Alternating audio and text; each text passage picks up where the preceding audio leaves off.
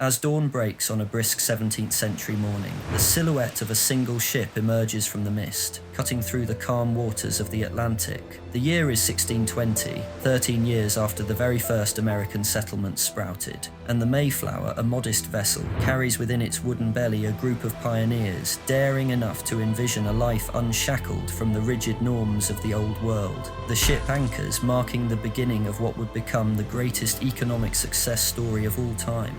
The Plymouth colony had been established in Massachusetts, but before the Europeans set foot on this vast expanse, the land had its own society. The indigenous communities existed for centuries. Some tribes survived with a nomadic hunter-gatherer lifestyle, but others thrived with organized, complex agricultural setups involving crafted irrigation systems and plant domestication. The British pilgrims struggled to survive the first winters in the New World. In Plymouth, 45 of the original 100 perished in the first months, with the rest requiring much help from the native indigenous people in setting up food farms. Despite this, they pressed on, helping create a rapidly increasing number of colonies. Throughout the 1600s, East Coast settlements sprung up one by one, each with their own blueprint for survival.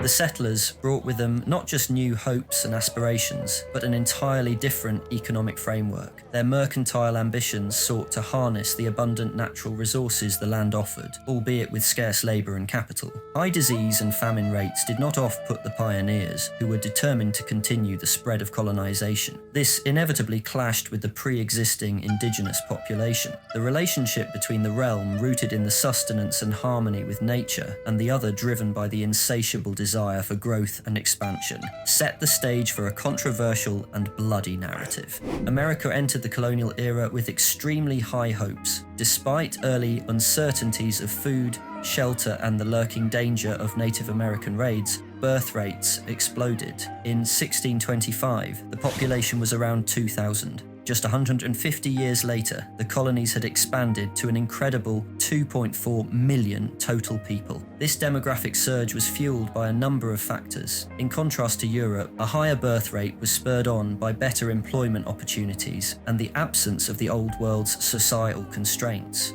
Now, marriage and family were not deferred for economic reasons as they were in Europe, where many young adults and servants lacked the financial means or permission to marry. American families, unshackled from these restraints, grew large, with an average of 8 children, doubling the European norm. It was also bolstered by immigration. The promise of a new life and abundant opportunities drew thousands across the Atlantic. The colonial population grew at a staggering annual rate of over 3%, growth that saw numbers doubling every 25 years. By 1775, the colonies held 1/3 of Britain's population, with Virginia, Pennsylvania, and Massachusetts emerging as the most populous. Constant population growth became the linchpin, the responsible factor for around 3/4 of economic growth. The output of the 13 colonies expanded 12-fold between 1700 and 75, making the colonies' economies around 30% of Britain's at the time. As labour remained in constant high demand, wages improved consistently. This led to early Americans having the highest standard of living in the entire world, even past that of the countries that originally birthed the settlers. Unfortunately, not all inhabitants shared the same experience. From the start of colonization, settlers enslaved indigenous people, eventually setting their sights to Africa. Slavery was a defining and tragic aspect of American society. An aspect that could be argued as a primary factor in the creation of the USA we know today. It was not an institution that emerged overnight. It was a consequence of a variety of factors over time, deeply intertwined with the economic needs and racial attitudes of European colonizers. Initially, indentured servitude was prevalent, with poor European laborers working in exchange for passage to America. However, as the British economy improved and fewer indentured servants arrived, the colonies turned increasingly to slavery as a labor source. Natives were the first to be enslaved. This practice typically involved captives taken in raids or warfare, but grew over time and became more systematic. The Carolina slave trade was the largest in the British colonies, estimated to involve tens of thousands of Native Americans. African slaves were then introduced into the labor system due to their unfamiliarity with the land, which made escape more difficult, and their experience with crops like indigo and rice, crucial to the colonial economy. Africans were also less susceptible to diseases like malaria, which were rampant in the colonial plantations. This period also saw the first codified laws of slavery, with the Virginia Slave Codes of 1705 effectively embedding the concept into legal principles.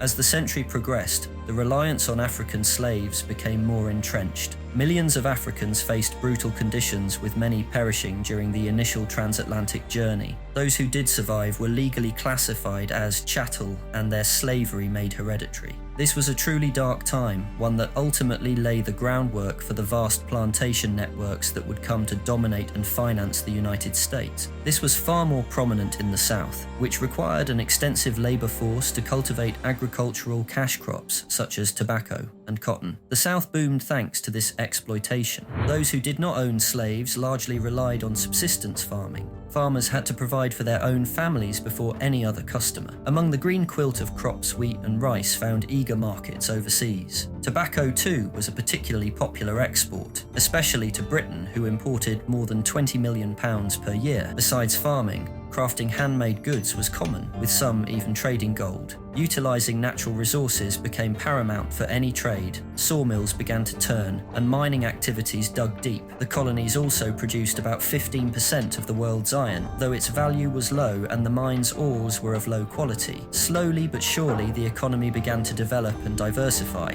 Shipbuilding emerged as a significant non-agricultural sector. New England focused on this specifically, investing heavily in infrastructure and non-farming trade, the complete opposite to the southern colonies. Infrastructure in the colonies was rudimentary, with sparse settlements and limited transportation, confining economical transport of agricultural goods to short distances. Coastal towns in the south imported necessities and luxuries in exchange for their agricultural goods, while towns in the north focused more on entrepreneurship and business expansion.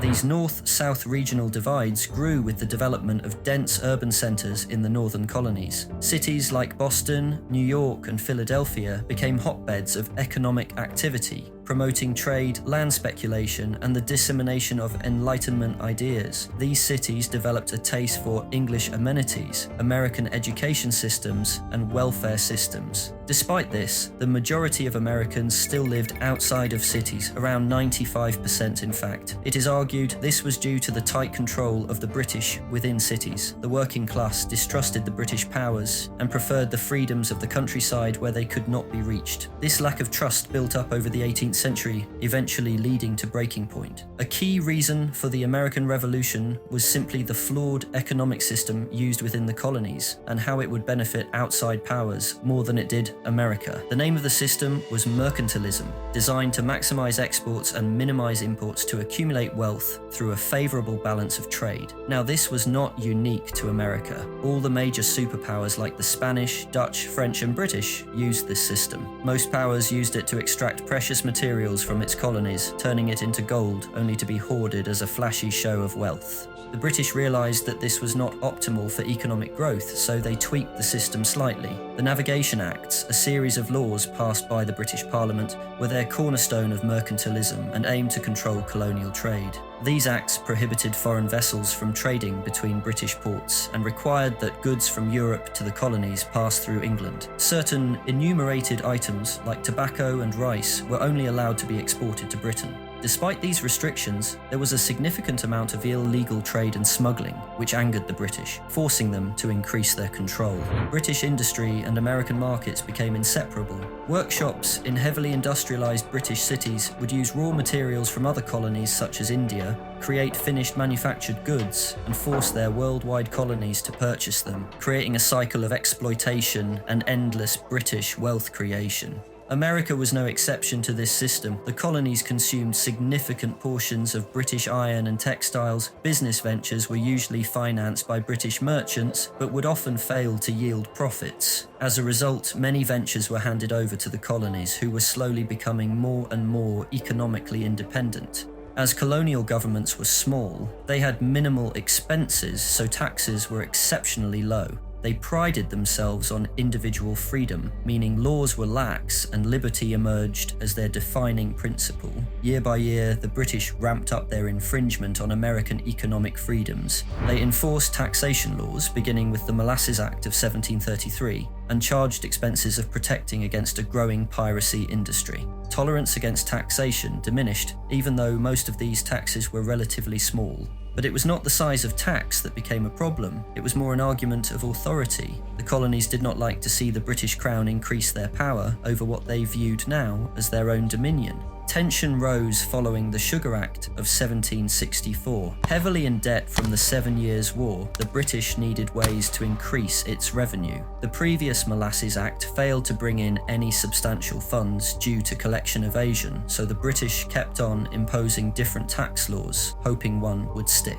Frustrated by this constant violation of rights, the Americans had enough. The final straw came with the Tea Act of 1773, aimed at forcing the Americans to purchase tea of which tax duties were paid, thus implicitly agreeing to accept Parliament's right of taxation. The Boston Tea Party protested against this by boarding British ships and throwing chests of tea into the Boston Harbor.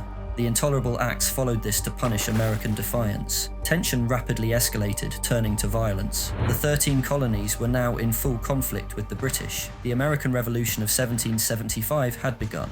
Initially, the Revolutionary War was one of attrition, which was a huge strain on all participants. Economic warfare became a powerful weapon, with the Americans boycotting British goods throughout, aiming to drain their revenue sources. This, of course, impacted the small American economy. The British tried to weaken the Americans by blockading all ports, but most of the output at the time was based around farming, with still only a small percentage living in cities. Despite rampant inflation caused by heavy loans and limited gold reserves to finance the war, America proved resilient. The Declaration of Independence in 1776 formalised the colony's break from British rule, rallying support for the cause. The French secretly supplied the Americans with money, gunpowder and munitions in order to weaken its arch-enemy, eventually subsidising and providing huge loans upon their official entry into the war in 1778. But there was still the issue of troop wages and extending the war effort. One solution to covering the $400 million wage bill was to give land grants to soldiers with a value equivalent to the money they were not paid. Eventually, Founding Father Robert Norris came to the rescue as the Superintendent of Finance. He was a strong leader, setting up the Private Bank of North America to fund the war effort, as well as greatly improving the efficiency of the government's finances in all areas. He saved the American economy from total chaos and destruction during the war, but he was not the only hero. George Washington was pivotal in the creation of the United States. He led the Continental Army as Commander-in-Chief, orchestrating the vital victory at the Siege of Yorktown, effectively securing American victory and ending the war. In 1783, the British, along with Founding Fathers John Adams, Benjamin Franklin, and John Jay, signed the Treaty of Paris, acknowledging the independence and sovereignty of the 13 colonies. The United States had been formed, comprising Delaware, Pennsylvania, New Jersey, Georgia, Connecticut, Maryland, South Carolina, New Hampshire, Virginia, New York, North Carolina, and Rhode Island. However, it did not emerge as a stable nation overnight. The 1780s provided a sharp reality check into the difficulty of building a country from scratch. During the Confederation era, the US was merely a loose collection of states with a non-existent overarching government. Each state created its own policies, meaning the federal government were unable to tax, regulate business, or engage in international trade, rendering it useless and broke. They were powerless to pay of its war debts. The majority of the population were experiencing severe economic anxiety. The future was uncertain, and it was clear change was needed for stability to reign. The Northwest Ordinance of 1787 was a beacon of hope. It not only organised the vast territory west of the Appalachians, but set a model for how the United States would grow. It promised freedom of religion, trial by jury, and banned slavery in these new territories. The real turning point arrived later that year, when the Constitutional Convention in Philadelphia resulted in the first drafting of a supreme law, the US Constitution. First and foremost, a president was elected. Who else but George Washington? The country now had a leader, and the government now had a structure. It had more authority over laws, practices, trade and taxation, and also created a standardized dollar currency. An American school of classical economic thought was put into writing. It centered around liberalism, so individual freedom and free markets achieved utmost importance. It was against monarchs and governments with absolute power, though it recognized the state's role in protecting its own industry. A significant advancement was the establishment of a national bank, crucial for managing national debt and laying the foundation for a unified financial system. The entire nation was now a common market, with no tariffs on interstate trade, presenting a stable market to international powers, which was crucial for attracting investment. Older cities, recovering from the war's aftermath, rejuvenated their economic foundations, while newer cities like Massachusetts, New London and Baltimore began to flourish. Urban economies started to boom due to a surge in entrepreneurship and local banks. Trade resumed with Britain and expanded into wider Europe. Industrial innovations emerged, such as Oliver Evans' fully automatic flour mill, revolutionizing grain processing. Cotton farming was also transformed with the enhancement of the cotton gin, which removed seeds 50 times more productively than a roller. This benefited the South mostly, allowing slave plantations to expand westwards. While this helped fuel textile trade abroad with Britain, America's very own textile industry was in its birthing stages. This can be credited largely to the ingenuity and perseverance of Samuel Slater. Despite Britain's stringent prohibitions on the export of textile machinery and skilled mechanics, Slater, born in Britain, memorized the design of the machinery and emigrated to the US. His collaboration with manufacturers in Rhode Island led to the creation of the first successful water-powered cotton spinning factory in the country. This marked a huge step in America's economic independence, and as a result, Slater became known as the father of the American Industrial Revolution. In Britain, though, he was called Slater the Traitor. America undoubtedly had a new lease of life thanks to the Constitution and the economic advancements it created, but peace was constantly disrupted. When Britain and France plunged into the Napoleonic Wars, the US maintained its neutrality by trading with both nations. This infuriated both sides. In the following years, small-scale warfare broke out, but economic warfare, consisting of trade embargoes and tariffs, considerably strained relations. Imports were sometimes cut off to the US, but this actually benefited them by encouraging the rise of its own manufacturing. At the turn of the 19th century, industry was still small-scale. New England had established factories for the textile industry, and US shipbuilding became the best in the world. However, most of the population still lived on farms and produced much of what they consumed. The nation was still in its pre-industrial infancy stage, but over the course of the 1800s, the initiation of road and canal construction, along with the invention of steamboats and railroads, marked the onset of a transportation revolution that would rapidly gain momentum. The need for efficient roads and transportation was highlighted by President Thomas Jefferson's desire to expand the country westwards. In 1803, the US doubled its size through the Louisiana Purchase. Over 800,000 square kilometers of land, stretching from the northwest Canada border to the Gulf of Mexico, was purchased from France for $15 million. Most of this land was inhabited by the Native Americans. The US suddenly became one of the largest nations in the world, but there was no way yet to link each side. Transporting goods by wagon was costly, meaning that the value of wheat or corn would be exceeded by the transportation costs at certain distances. This would negate the value of having such a large country, so turnpike construction work began straight away to improve road connectivity. Parallel to the development of roads, canals emerged as a vital component of the transportation network. The cost of shipping via canals was dramatically lower than wagonage, making canal construction a profitable business venture. The 325-mile Erie Canal, completed in 1825, stands as a monumental achievement of this era, drastically reducing the cost of transportation from Buffalo to New York City. Steam power began to gain prominence by the early 19th century. The development of high-pressure steam engines, notably by Oliver Evans, was a game-changer. His design was more practical and efficient than its contemporaries, making it suitable for powering steamboats and locomotives. Soon, these steam engines became commonplace in public water supply systems, sawmills, and flour milling.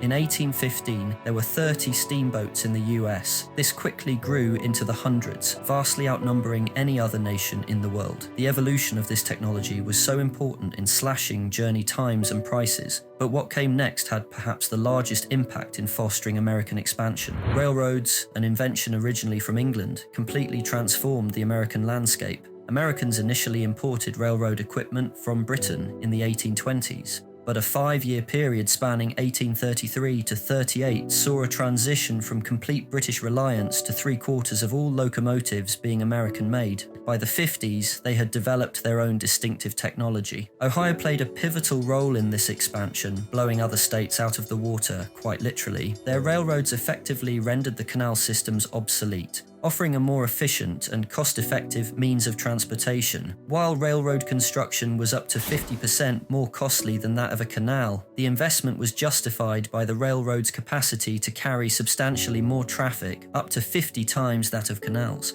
The national preference was now clearly rail. It offered greater speed, capacity, and year-round operation, factors that were crucial in supporting the growing demands of a rapidly industrializing nation. In fact, the invention of railroads arguably enabled America's remarkable transition from small-scale industrial production to the establishment of large factories across the nation. In textiles, for example, most households initially produced their own clothing for trade or personal use, but following the aforementioned Samuel Slater textile boom and the increased connectivity of the country, factories started popping up all across the US. The amount of cotton mills operating were doubling nearly every year. By the 1830s, the US began exporting textiles, specializing in coarser fabrics as opposed to the finer cloths exported by the British. Textile production became America's leading industry, driving the development of advanced mechanical devices and machinery. Towns grew rapidly around manufacturing plants and were often company towns where the factory owners also controlled local housing and retail. Workers often lived right next to their workplace, increasing efficiency. America even came up with its own system of manufacturing, characterized by the use of interchangeable parts and advanced machine tools, which really helped the improvement to large-scale production. Innovation was found everywhere you looked, but nothing, not trade, transport, nor industry, could have as much impact on growth as sheer population surges. The US total increased from 5 million in 1800 to 10 million in 1820 to 17 million in 1840. Birth rates at the time were extremely high, and the average age was under 20 years. Even at this point, due to the sky-high availability of cheap land and high returns from agriculture, there was still a severe shortage of workers. There was just so much untapped economic potential that even the extremely high birth rates could not catch up. Those who could work were of immense value to business owners, particularly in unskilled factory work. This was reflected in wages that were considerably higher than those in Britain, often by 30 to 50%. To meet demands despite the labour shortages, businesses opted to invest in machinery, which accelerated industrial growth. Despite the abundance of farm work, new urban centres sprouted. New Orleans and St. Louis experienced rapid development, as did brand new cities such as Pittsburgh and Cincinnati. These, combined with new transport, were critical for the financing and migration necessary for settling the farmlands. The early 19th century is remembered as perhaps the most prosperous period in early US history. However, as what always seems to happen during periods of extreme growth, the economy will often overheat and crash back down to earth. There was a severe depression between 1818 to 21, caused by a huge fall in commodity prices, but it was the Panic of 37 that perfectly demonstrated the dangers of an overheating economy. This was one of the first economic bubbles to exist, with speculative lending practices and rising land prices causing the market to expand rapidly without legitimate cause. There was no central bank to regulate the matter, and when signs of failure spread publicly, investors panicked. Some blamed Andrew Jackson's policies, some blamed the depletion of Mexico's mines. Anyways, a bank run ensued, causing banks to run out of gold and silver. Nearly half of American banks collapsed. The resulting depression lasted for several years, causing widespread business failure, mass unemployment, and deflation. This would prove to be a significant reset, perhaps necessary for America to continue its prosperous path. Positive forces soon put the US back on track. The relentless expansion of population, transport, industry, and innovation all combined to forge America as an unstoppable force that even the largest of immovable objects failed to stop. The entire period between 1841 and 56 was recession-free. A few factors contributed to this. First, the Wild West grew rapidly. New transport links made it a huge grain and pork producing region. Industry was spreading like wildfire across the country. Machinery made everything mechanized. Sewing machines, steam engines, horse-drawn reapers all began manufacturing. Coal replaced wood as the major fuel source. The telegraph was also introduced. This was a golden age. Ironically, gold itself became the next huge contributor to growth, as it was discovered in California in 1848. Beginning with James W. Marshall's discovery at Sutter's Mill in Coloma, the news brought around 300,000 desperate seekers to California. The wealth generated by the gold rush was staggering, with tens of billions of today's dollars worth of gold recovered, reinvigorating the entire US economy. However, for many participants, the riches of the rush remained elusive, and they ended up with little more than they started with. The natives too were incredibly worse off due to the gold rush, reflecting the broader pattern of disregard and mistreatment of Native Americans during the era of US territorial expansion. As gold seekers, known as 49ers, flocked to California, they encroached on indigenous lands, disrupting traditional ways of life. The influx of settlers led to the seizure of these lands, the destruction of their natural resources, and direct conflicts.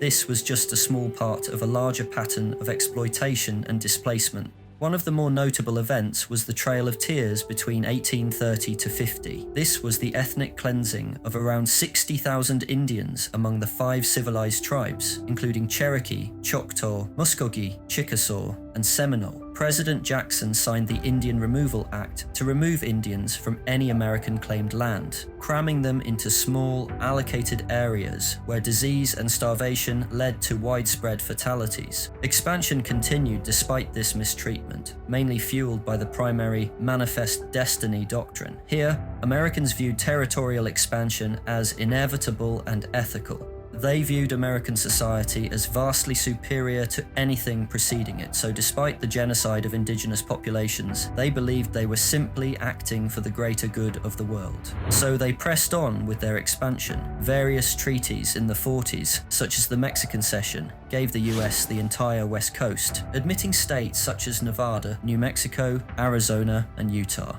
Railroad mileage tripled in just 10 years thanks to new space in the western states. Long-distance costs had fallen 95%. Hub cities were mostly connected, and population distribution became increasingly urbanized. However, industry remained concentrated in the northeast. A constant supply of European immigrants, boosted by the Great Famine in Ireland, remained in northeast areas where work was more stable. Slave labor also continued to increase. In 1860, there were now 4 million slaves worth a total of $3 billion. This remained such a prosperous industry in the South, with around 60% of farm value coming only from slave labor. However, resentment towards the practice was growing, especially in the North where slavery was mostly abolished. Tensions were mounting between the North and South, completely dividing the nation. The Kansas-Nebraska Act of 1854, which allowed new territories to decide the issue of slavery by popular sovereignty, led to violent conflict in Kansas and further heightened tensions. The Supreme Court's Dred Scott decision in 1857, supported by President Buchanan, ruled that African Americans could not be citizens and Congress had no authority to prohibit slavery in federal territories, angering many in the North. The Panic of 1857, a significant economic downturn, added to the tensions. Similar to the previous Panic of 37, bank runs hit urban areas hard, meaning the North suffered worse, while the Southern agricultural economy, driven by cotton production and less reliant on international finance, was less affected. The regional economies were diverging, validating the belief that the South was fundamentally different to the North in most aspects of society. The election of Abraham Lincoln in 1860, on a platform that opposed the expansion of slavery, was the final catalyst. His election was seen by many in the South as a direct threat to the institution of slavery and their political power. This led to the secession of Southern states and the formation of the Confederate States of America, which ultimately sparked the Civil War. Spanning 1861 to 65, the American Civil War was one of the most devastating events in United States history, characterized by substantial loss of life, extensive financial costs, and widespread destruction. It was by far the deadliest conflict in American history, resulting in between 600,000 to 1 million deaths. As the less developed and smaller region, the South bore the brunt of the war's physical destruction. Farms, railroads, factories, and cities were devastated, setting back their war effort. They spent around $1 billion to finance their army. Although the Union North spent almost double that, their economy flourished. Their industrialized cities provided the army with supplies and the population with work, so in some ways they aimed to win the war by continuing their industrial transformation, and win they did. With their economic advantages, they prevented Confederate General Robert E. Lee from invading the North at the Battle of Gettysburg, eventually forcing his surrender at the Battle of Appomattox in 1865. The Union's heroes were undoubtedly Commanding General Ulysses S. Grant and Abraham Lincoln. The latter abolished slavery with the Emancipation Proclamation on the 1st of January 1863, completing the primary Union goal. Lincoln's noble cause became martyred as J. Wilkes Booth assassinated him just days after Confederate surrender.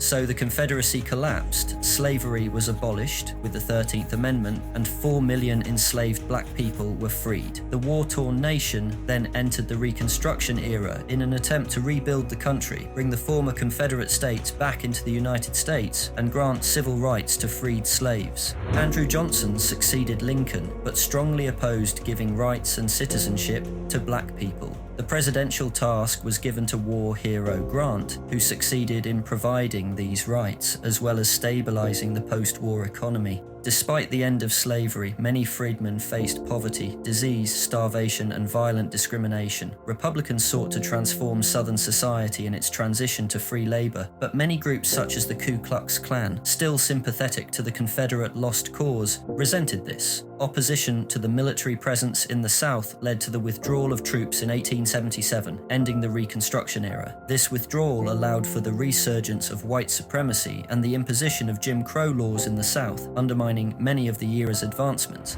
Despite this, the US was entering a significant period of extreme growth. Industry was advancing at an astonishing rate, leading to the Second Industrial Revolution in an era known as the Gilded Age. Over just 3 decades, income per capita doubled. Industrial workers enjoyed the benefits of an industrial surge, but due to millions of incoming European immigrants, there was no longer a noticeable labor surplus, so economic inequalities began to widen. The discovery of oil created a brand new industry, an industry that created the first billionaires, but also an industry that presented the very worst of capitalism. In 1859, at Oil Creek near Titusville, Pennsylvania, George Bissell and Edwin L. Drake successfully used a drilling rig for the first time. This event, encouraged by Yale chemistry professor Benjamin Silliman's analysis confirming oil's potential for products like kerosene, marked the beginning of commercial oil drilling, starting an unprecedented boom in exploration, extracting and refining of the commodity.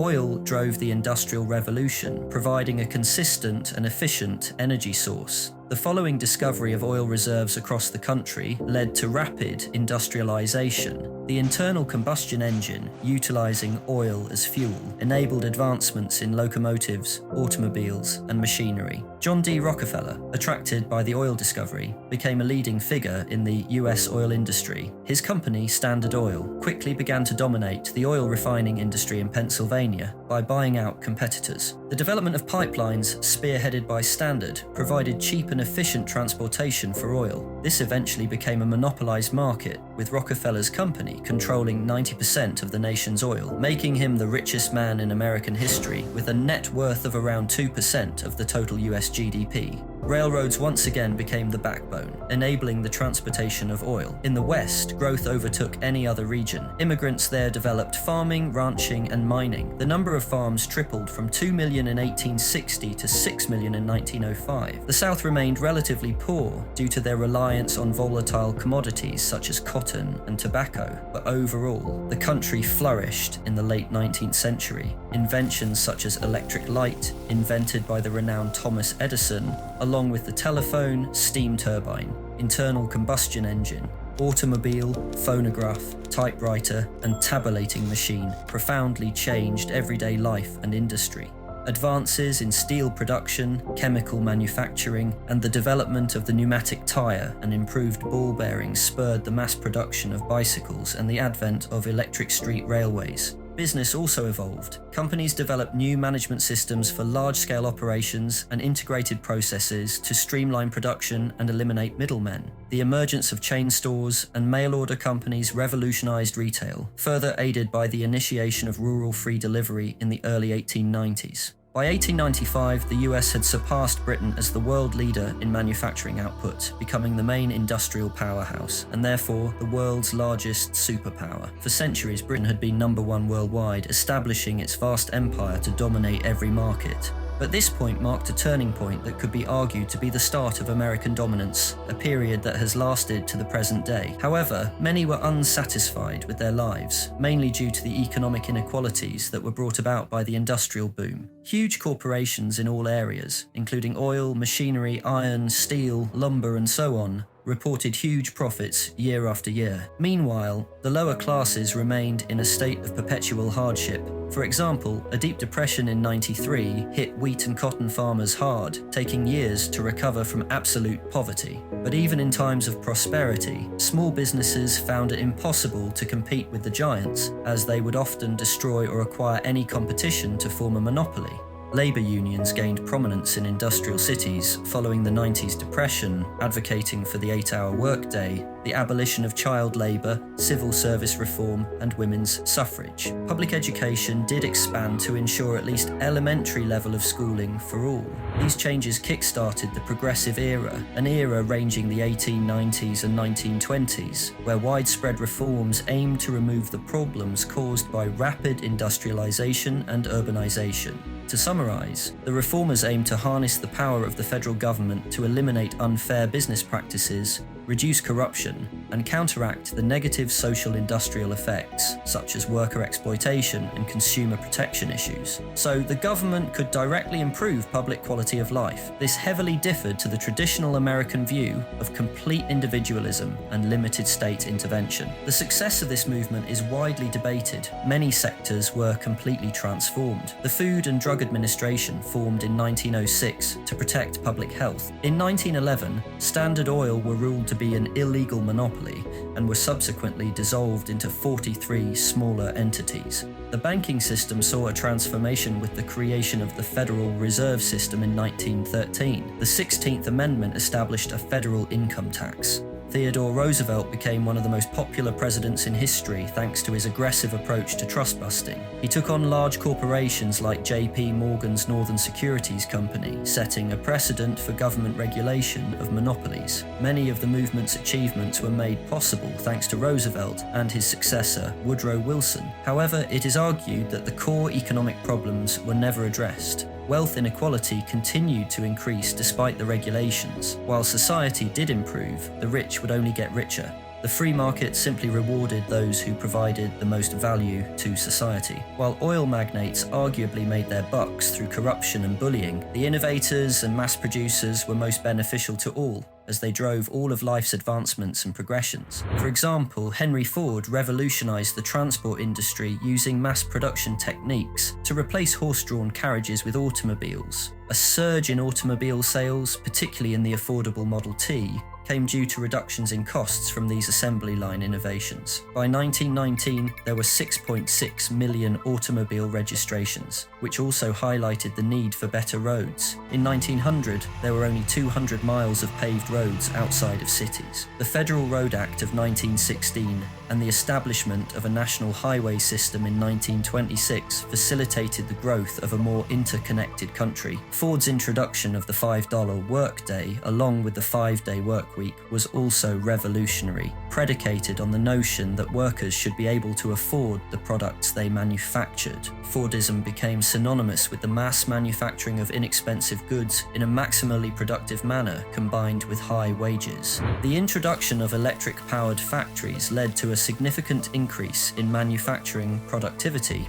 By 1930, about 80% of power used in the industry was electric. The establishment of electric utilities with central generating stations using steam turbines significantly lowered the cost of power, allowing almost all urban households to use electricity. All this progression could explain the downfall of railroads during this period. During the automobile boom, a substantial portion of the nation's railroad trackage suffered bankruptcy. Overexpansion and reduced demand led to unprofitable routes, beginning a long decline for the industry.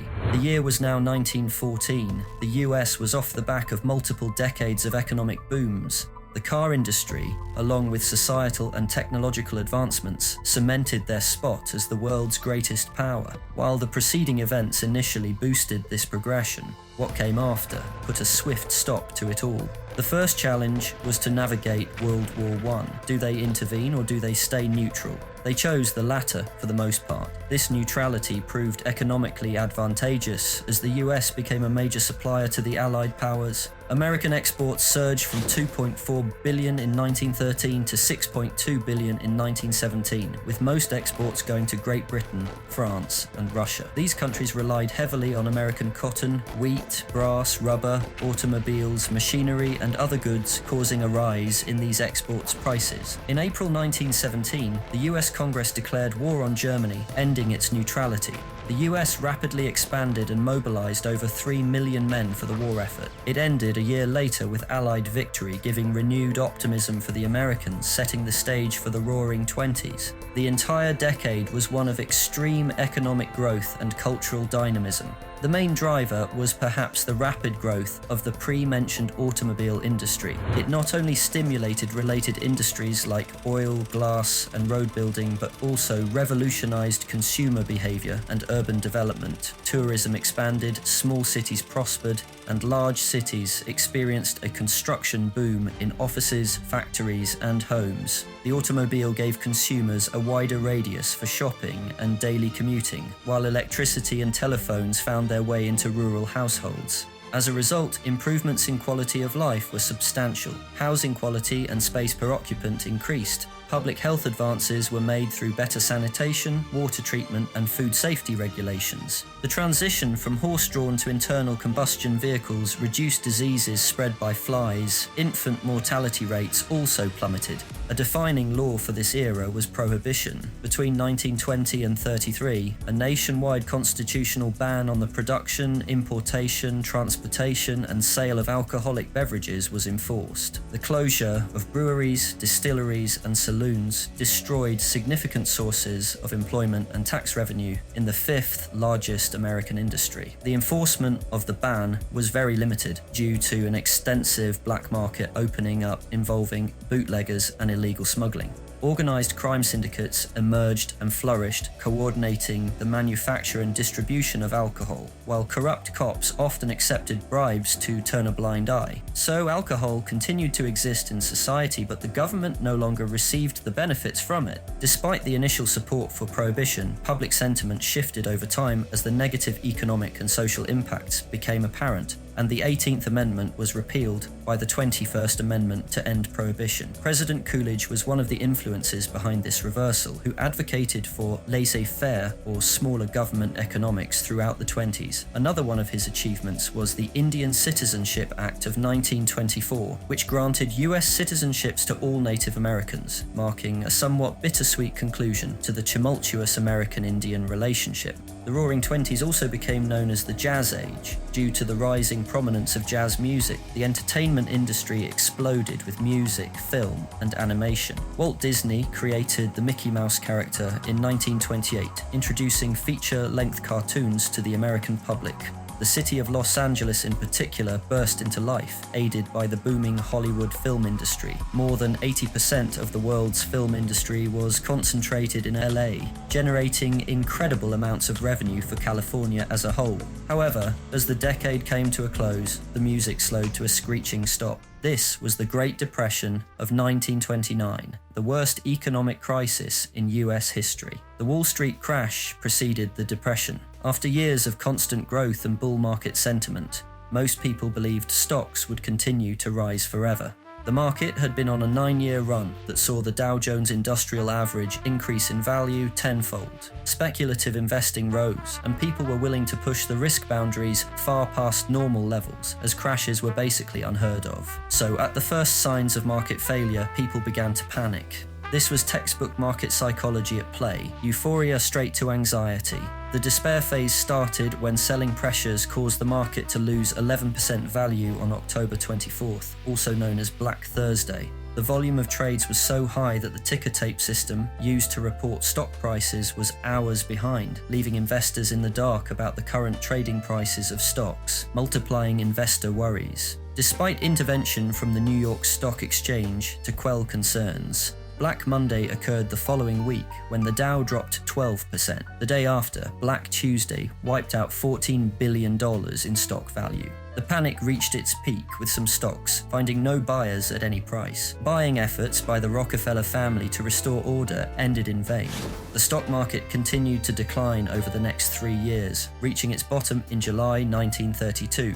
The initial crash and the ensuing contraction of the US money supply by 1/3 triggered the start of the Great Depression. A critical aspect of this was the banking crisis. From 1929 to 33, about 40% of all banks went bankrupt, primarily due to substantial losses in investment banking and subsequent bank runs. The next impact was the reduction in demand for goods and services. As people lost their income, industrial production was slashed, and international trade fell by more than 50%, meaning corporations lost vast amounts of money. This caused a widespread cutting of jobs. Unemployment rose, especially to young, less skilled men who were let go first. Migration that brought millions of rural farmers to bigger industrial cities suddenly reversed itself. But the situation on the farms was just as worse. As part of the wider deflation, crop prices fell by 60%. There was nowhere to go. Everywhere presented an unemployment trap. Destroyed incomes, savings and job prospects brought misery across the nation. The Smoot-Hawley Tariff Act, which raised tariffs and incited retaliation from major trade partners like Canada, Britain, and Germany,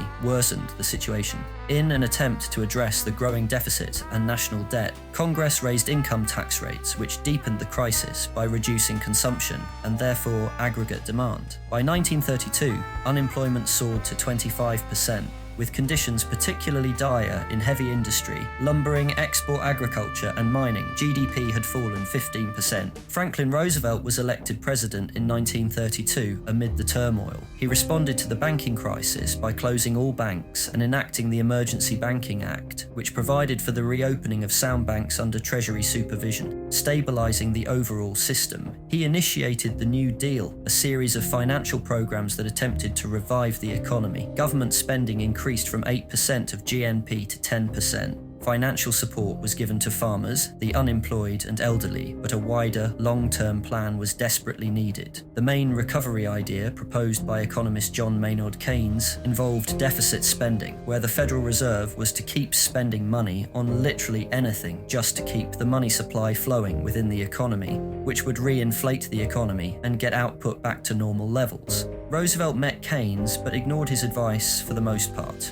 Although Fed spending did increase, it was not to the recommended levels. It is difficult to determine the success of the New Deal. While it is acknowledged that it did not worsen the crisis, it is argued that if the president had gone through with Keynes' advice, the Great Depression could have been solved much, much sooner. Although the Depression technically ended in 1933, the country struggled to recover throughout the rest of the decade. Though unemployment dropped from 25% to 14% by 1940, this figure was still high enough to cause major disruption. Barely emerging from crisis, the US had to navigate the next great 20th century disruptor. This was probably the largest and most impactful event in world history. Of course, this was the outbreak of World War II. America stayed neutral until Japan attacked Pearl Harbor in 1941. US military then rapidly expanded, with millions enlisting or being drafted. They aided the Allies in the Western Front by playing a huge part in the invasion of Normandy and the following push towards Berlin. Then they turned their attention to the Pacific in a land invasion against Japan. To aid their war effort, the US economy underwent a seismic shift, especially in the labor market. Unemployment disappeared overnight. Tens of millions of workers transitioned to high productivity roles in industrial war centers. This shift was widespread, drawing in millions of students, retirees, housewives, and the previously unemployed into the active workforce, dramatically reducing leisure time and increasing work hours. 16 million men were enlisted to the military, as well as 300,000 women, while 6 million women were entered into manufacturing and production roles, predominantly in munitions jobs. Rationing became a key aspect of daily life, affecting commodities like gasoline, meat, clothing, and footwear. For example, families typically received a mere 3 gallons of gasoline weekly, greatly limiting transportation. Production of durable goods like new housing, vacuum cleaners, and kitchen appliances ceased. This rationing led to crowded living conditions in industrial areas and a surge in savings.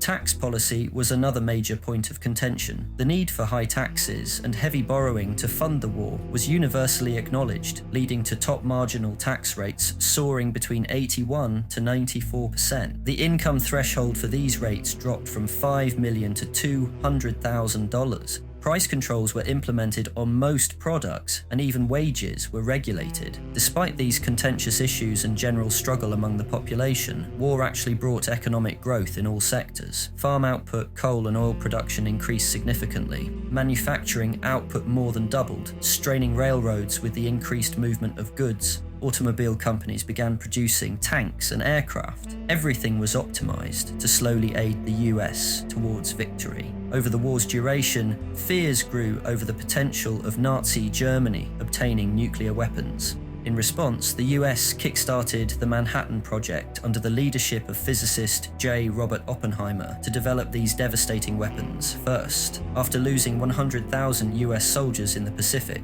they decided to conclude the war with the strategic use of atomic bombs on Hiroshima and Nagasaki, leading to Japan's surrender. This remains the most controversial moment in US history. The bombings resulted in the instant deaths of 200,000 Japanese citizens. And just like that, the war ended.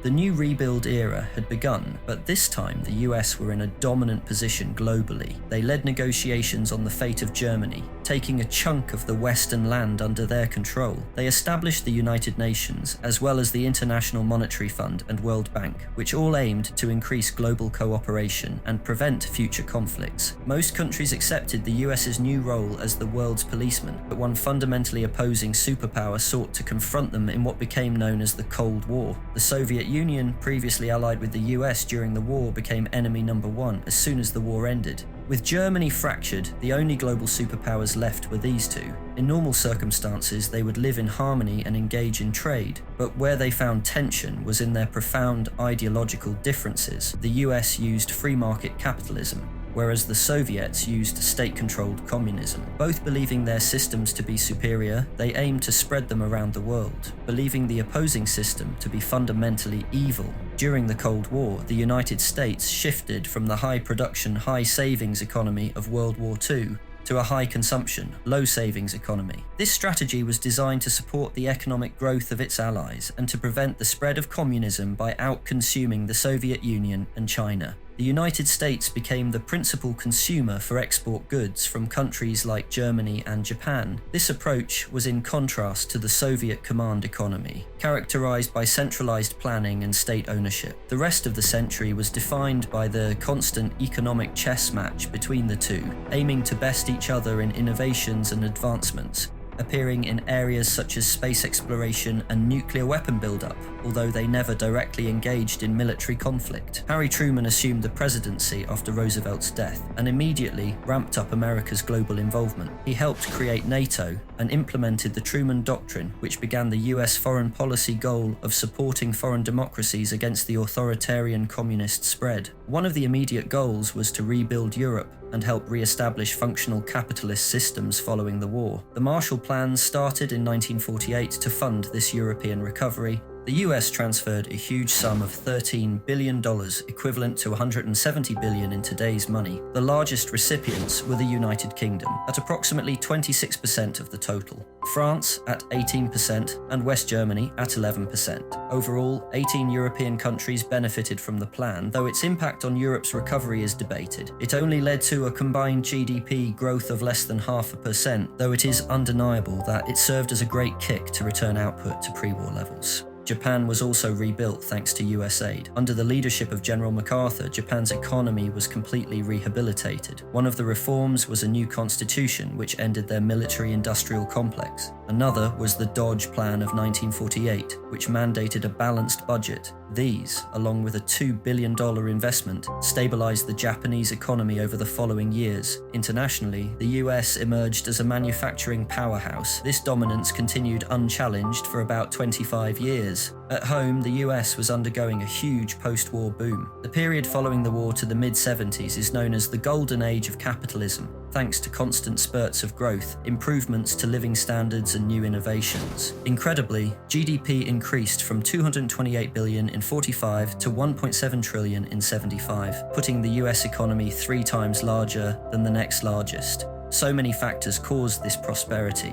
Firstly, the maturation of about $200 billion in war bonds provided a significant capital injection into the economy. Alongside this financial boost, the GI Bill played a pivotal role in developing a highly educated workforce. By financing the education and training of veterans, it not only transformed the lives of millions, but also supplied industries with skilled labor essential for growth. As a result, the middle class in the United States expanded substantially. The middle class population reached 60% by the mid-1950s, up from 31% in 1929. The decade also saw widespread ownership of TVs, cars, and washing machines, indicative of the high mass consumption stage of economic development. Consumerism flourished, with personal consumption expenditures rising by 42% in just 15 years. A baby boom, spurred by optimism and technological advancements reducing infant mortality, led to increased demand for children's products and expansion of the public school system. More than 21 million housing units were constructed as the population continued to grow. This generation would have lasting social impacts. Education saw massive investment, with a higher proportion of young people graduating from high schools and universities than elsewhere in the world. American science, engineering, and medicine gained global recognition. The era was not without challenges, though. The Korean and Vietnam Wars were just some of the many military interventions that defined America's controversial public image. Although America aimed to bring capitalism to as many countries as possible, this just was not feasible and often backfired, as shown by their loss in Vietnam. America's aggressive attitude and policy of brinkmanship also landed them in near-extinction scenarios. The Cuban Missile Crisis almost resulted in all-out nuclear war with Russia. So, while the people at home enjoyed prosperity and life improvements, they were always on edge. There were also 3 main recessions during Eisenhower's presidency. Unemployment peaked at 7% in 1961, but newfound optimism came with the Kennedy administration initiating tax reforms to stimulate the economy, resulting in substantial GDP growth by the mid-60s. However, it is important to note that while economic benefits were relatively evenly distributed across different classes, mainly thanks to the peak in labor union membership,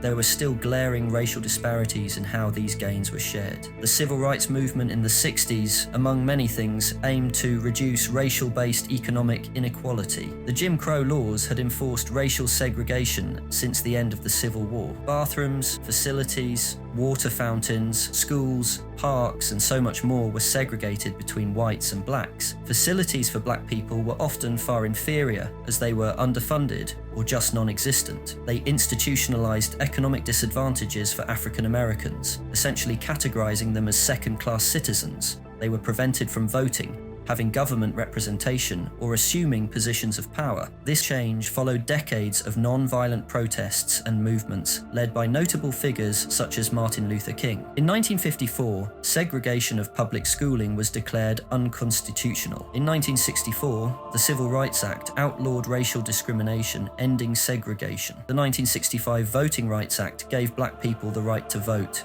The civil rights movement was immensely successful. Though racial economic disparities remain to this day in many forms, this period was instrumental in improving everyday opportunities for the black community. Other factors were improving the lives of society's poorest, many of whom resided on farms. The creation of a cotton-picking machine in 1949 improved harvesting speed 50-fold. Fertilizers became more widespread thanks to the usage of ammonia. Horses and mules were phased out by tractors. Research in plant breeding led to high-yield grain varieties that thrived with heavy fertilizer use, contributing to the Green Revolution and dramatically increasing yields of crops like corn, wheat, and soybean. A relatively new industry was aircraft, which witnessed the highest productivity growth in any industry thanks to the war leaving a surplus of facilities and skilled personnel. So many new industries suddenly sprung up. The Cold War could be an explanation for this innovation, as Russia indirectly spurred America on to produce faster, efficiently, and more creatively. For example, the 1950s introduced mainframe business computer systems, with the 1960s seeing widespread use. But NASA's role in the space race was directly influenced by Soviet competition. In 1961, the Russians won the race to send the first human, Yuri Gagarin, into space, but America won the race to the moon, with Buzz Aldrin and Neil Armstrong touching down in 1969. The development of satellites, spacecraft, and new computer technology was created all thanks to this competition. It was one of the few positives to take from the conflict. The US now entered the 70s fresh from the euphoria of the moon landing. However, this decade saw a decline from the 60s highs. It was plagued with many small crises, including the oil crisis of '73 and general stagflation, where high inflation combined with persistent unemployment. The end of the Bretton Woods system in '71 ended the US dollar's convertibility to gold, putting many other currencies in a floating system which proved extremely volatile in international markets. This led to many stock crashes, the most notable in '74, which kept destabilizing any momentum. But despite these faults, some notable changes were occurring in the '70s, some that would alter the economy forever. Services began to overtake industry as the leading output sector. This was destructive at first by cutting many manufacturing jobs. Employment in manufacturing fell from 26% in the '60s to around 11% a couple decades later. This hole was filled with services jobs, but workers found the transition difficult. The country still needed manufacturing goods, so imports grew massively. Automobiles from Germany and electronics from Japan slowly began to replace American production. This was perhaps just a consequence of globalization, where countries began cooperating and trading with each other much more due to recent technologies and international treaties. An American economist by the name of Milton Friedman rejected the previously dominant Keynesian thought, instead bringing his own theory to the nation. His ideas, often associated with neoliberalism, emphasized controlling money supply through monetary policy to control inflation. He found that a huge drop in the money supply, or deflation, was a huge contributor to the Great Depression. However, at the time, inflation was still rising, productivity was decreasing, and growth was slowing to a stop. The 70s were disappointing. So the 80s needed new ideas and a change in leadership. In came a policy that would define this decade: Reaganomics. Reagan's economic policies were rooted in a shift back to free market principles, opposing Keynesian demand-based economics. He drew on supply-side economics, which argued for reducing tax rates to stimulate growth. The Laffer curve suggested that lower tax rates could actually increase tax revenues by boosting activity. His policies included significant tax cuts, deregulation, and increased military spending. The Economic Recovery Tax Act of 1981 reduced top marginal tax brackets and lowered corporate taxes. Inspired by Friedman's work, Reagan also advocated for a stable monetary policy, reducing inflation with high interest rates, which reduced the money supply. The impacts of Reaganomics were mostly positive. Thanks to high interest rates peaking to 20%, inflation fell dramatically from 13% in 1980 to 4% in '88, solving the problem that plagued the '70s. The economy experienced the third longest peacetime expansion in US history, with real GDP growth averaging 3.5%. Unemployment initially rose to 11% in 1982 during a short recession, but fell to 5% by 1988. 20 million jobs were created under his presidency. Non-farm employment saw significant growth, though manufacturing jobs declined. However, there were some drawbacks. Income growth slowed for the middle and lower class and rose for the upper class. meaning wealth inequality widened. Also, due to extensive government spending and tax cuts, public debt increased from 26% to 41% of GDP, and in dollar terms it rose from $700 billion to $2 trillion. The end of the 80s boom inevitably led to a recession in 1990, but what followed was a transition into an entirely new technological revolution. Just like the majority of the 80s, the 90s were a fantastic time for America. First of all, the Soviet Union, along with communism, collapsed in 91, marking the end of the Cold War. Nuclear anxiety had all but calmed down, at least temporarily. Next, following the early 90s recession, which was caused by a combination of the 1990 oil price shock and restrictive monetary policies, the economy recovered to an incredible boom throughout the decade. Many reasons for this have been proposed, including low oil prices, welfare reforms, a fairer tax system, and neoliberal politics implemented by President Clinton. But the real driving force was no doubt the advancements made in information technologies and the rapid evolution of the dot-com bubble. This was the biggest revolution since electricity transformed the industrial sector and can be compared in its impact to the booms of railroads and automobiles. It marked the start of the period where computers began to run the world. Decades of slow transition from a manufacturing-based economy to service-based suddenly ramped up following the widespread use of technology, with the transformed American system even getting referred to as the new economy. Home computers were made popular in the 80s from visionaries such as Steve Jobs. His Apple Macintosh computer, released in '84, although expensive, popularized the graphical user interface, making it more accessible to a wider audience. Meanwhile, Microsoft's Windows operating system, introduced in 1985, became the dominant operating system for personal computers worldwide. The release of the Mosaic web browser in 1993 popularized the internet, leading to an explosion in its use. Now people from anywhere in the world could be communicated with. This surge in internet accessibility coincided with a significant increase in computer ownership, beginning the information age. This technology improved the economy for one simple reason: shared productivity. Unlike previous efficiency boosters, the benefits not only applied to the corporations. People doing everyday tasks could now complete them in double the time. The internet became a vast repository of information, providing people with unprecedented access to knowledge, which facilitated even more innovation. A generation of startups were created from new products, services, and business models that existed solely from information gained from the internet. Automation of processes, faster communication, and improved data management allowed businesses to operate more effectively, reduce costs, and enhance decision-making. It also opened new markets. E-commerce emerged as a new retail frontier, allowing companies to reach a global customer base, operate 24/7, and reduce physical store costs. With optimism at an all-time high, the bubble was characterized by exuberant investment in internet companies, often with little regard for traditional business metrics. Stock prices soared and IPOs became a lucrative business. Between 1995 and 2000, the Nasdaq rose 400%. This frenzied atmosphere led to extravagant spending by dot-com companies, primarily on marketing and promotional activities such as advertising during the Super Bowl. Not just that, but many people quit their jobs just to trade the bull market full-time. Some of this optimism was thanks to reduced interest rates making capital more accessible, and the Taxpayer Relief Act of 1997 encouraging speculative investments by lowering capital gains taxes. Despite this, many internet company practices were not sustainable. Many incurred significant operating losses, focusing more on rapid growth than on profitability.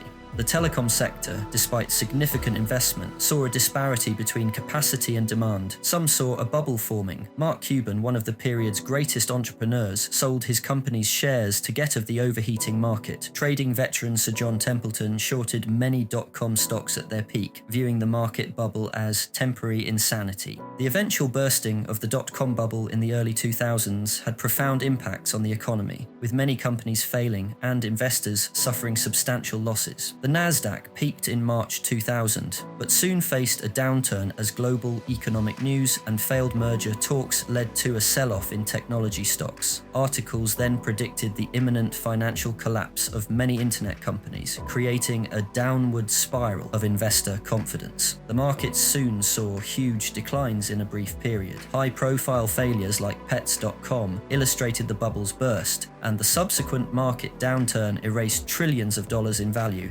around 50 to 75% of total growth from the 90s. Despite the crash and the entire decade becoming known as the dot-com bubble, we should not view this period as destructive. During recovery, the internet continued to expand, and many companies blossomed, some even after surviving the crash. Despite the 2 years of market turmoil, significantly more years of prosperity surrounded it, and the positives of technology are still felt to this day. So overall, it could be said the dot-com crash was a huge net benefit to society.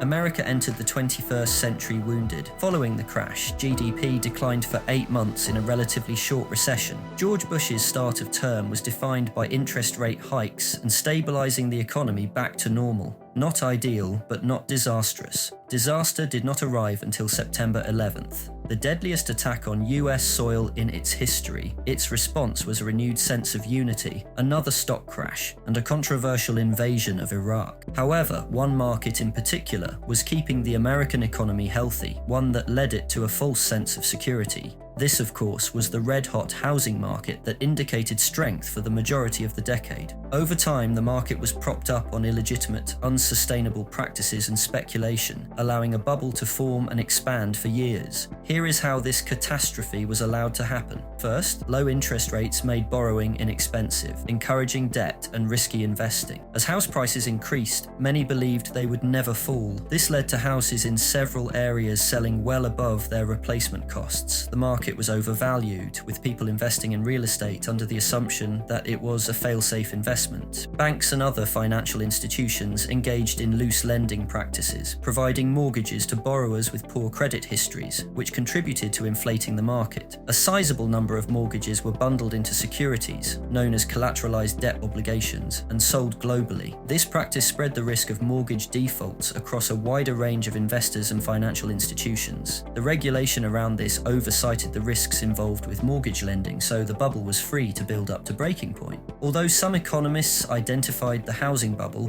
their warnings were largely ignored. Investor Michael Burry famously shorted the housing market, earning $800 million in credit default swaps against New York's major banks. Once indications of market failure became public, people panicked, as they always do. Housing prices plummeted as confidence waned. A critical factor here was the CDO packages filled with risky mortgages. When housing prices collapsed, these securities, averaging about $200,000 each, became toxic assets, as their value plummeted and demand for them vanished. The crisis led to the downfall of several major banks and financial institutions in the US. Notably, Lehman Brothers declared bankruptcy with $690 billion in assets. Other significant entities were bailed out by the government, essentially transferring the cost of risky and unethical lending practices onto the taxpayer. The stock market suffered a 40% drop, erasing billions in wealth, while housing prices fell by 20% nationwide. The economic distress soon spread beyond finance and housing, threatening the automotive industry and the retail sector. It was now a worldwide multi-sector disaster, lasting a staggering 18 months. In response to the crisis, President Barack Obama signed the American Recovery and Reinvestment Act of 2009, a $787 billion stimulus package combining spending and tax cuts. The Federal Reserve also helped with quantitative easing to inject liquidity.